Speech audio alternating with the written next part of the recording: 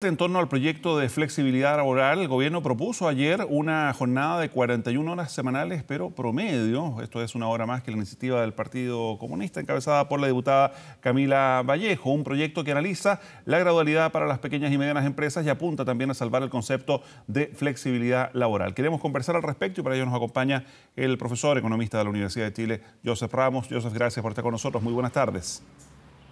Muy buenas tardes, Mauricio. Bueno, ¿qué le ha parecido primero la última propuesta del gobierno de avanzar, digamos, en este proyecto original de flexibilidad laboral a estas 41 horas promedio? Mire, Mauricio, según yo lo entiendo, hay una diferencia muy importante. No es el número de horas, sino el proyecto del gobierno dice se bajan a 41 condicionado a que ambas partes acuerden un horario que luzca que vaya a aumentar la productividad. Es decir, si el menor horario es uno que, por ejemplo, la empresa considere que no va a mantener la producción, no van a hacerse parte de ese acuerdo. En cambio, la propuesta de la diputada Camila Vallejo es que se corta en 40 horas, punto, sin mutuo acuerdo entre las partes y la presunción siendo que efectivamente en 40 horas harán el mismo trabajo que 45. A mí me parece difícil creer eso. A ver, pero ¿qué dice la experiencia internacional, profesor? Porque yo anoche mismo hablaba con la diputada Camila Vallejo en radio y ella me decía que cuando se rebajó la jornada de 48 a 45 horas, se mantuvo la productividad, la gente siguió trabajando en esas 45 horas en términos similares o mejores a lo que lo hacía en 48. ¿Qué pasa y qué dicen Mauricio, yo no conozco esa evidencia al cual aduce Camila Vallejo. O sea, más bien le puedo decir que la productividad en Chile, en lugar de subir desde el 2005 en adelante, cuando se aprobó esto, ha estado casi plana. Es decir, donde antes hasta el 2005 la productividad crecía 2% al año, después del 2005 ha estado muy baja. Ahora, yo no lo voy a atribuir al cambio de horas, pero el supuesto es que la productividad habría subido y no subió. Ya, pero ¿qué dice la experiencia internacional? Veamos otros países también, Mauricio. Profesor, cuando se baja el número de horas trabajadas. ¿La gente baja la productividad o por trabajar menos horas y tener más tiempo para la familia, para el descanso, para la recreación, puede eventualmente, insisto, a nivel internacional, aumentar su productividad? Yo no conozco la evidencia para poder contestar eso. Lo que sí invito a reflexionar, si un médico va a atender la misma cantidad de pacientes en 40 horas que atendía en 45, un profesor, la misma cantidad de clases, un chofer de micro, la misma cantidad de pasajeros, un cajero en un supermercado va a atender la misma cantidad de clientes. A mí me parece que en la mayoría de los casos, al menos que yo puedo concebir, si se trabajara menos horas, se va a producir menos. Por consiguiente, o el costo laboral sube o el salario cae. Pero ¿cómo se mide esa productividad? Está bien, un ejemplo es el que usted dice en atención a público, pero también uno puede decir en cuánto cosecha, en cuánto produce, digamos. Exactamente, esas son las maneras. O sea, uno dice, un médico, un cirujano, en 4 horas hace 2 cirugías. Bueno, y en 3 horas va a ser la misma cantidad, es el punto. Si hiciera la misma cantidad, eso es un aumento en productividad, porque sería la misma producción en menos horas. Pero yo te invito a pensar cuáles son los ejemplos donde ese fuera el caso. Ahora, en la minería chilena y en la minería internacional, los horarios que se trabajan son 12 horas al día, 7 días a la semana.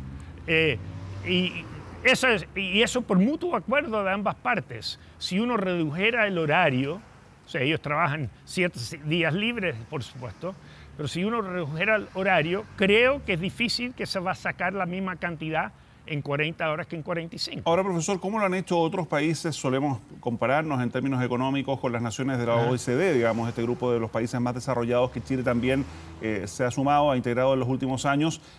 Países donde incluso se trabaja menos de 40 horas semanales, pero sí se logra una alta productividad. Sí. Primero viene la productividad. Gracias a la productividad puedes ganar más y trabajar menos.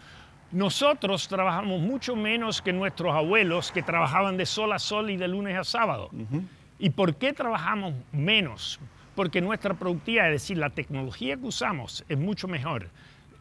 Los equipos con que trabajamos son mucho mejor, más sofisticados. Y la preparación nuestra es mucho mejor. Entonces, gracias a eso que tenemos mayor productividad, ¿no?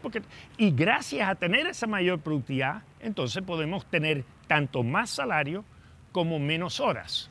Pero no es las menos horas que te lleva a la mayor productividad. O sea, si estuviéramos trabajando, qué sé yo, 15 horas al día, sí, admito que podría ser posible que en menos horas se pueda producir lo menos, pero no es el caso actual. Invito a reflexionar oficio por oficio, en qué oficio, trabajando menos horas, se va a producir lo mismo. Ahora, otra pregunta que también surge a partir de este debate es si trabajando menos horas se puede seguir ganando lo mismo. Bueno, es el punto. O sea, si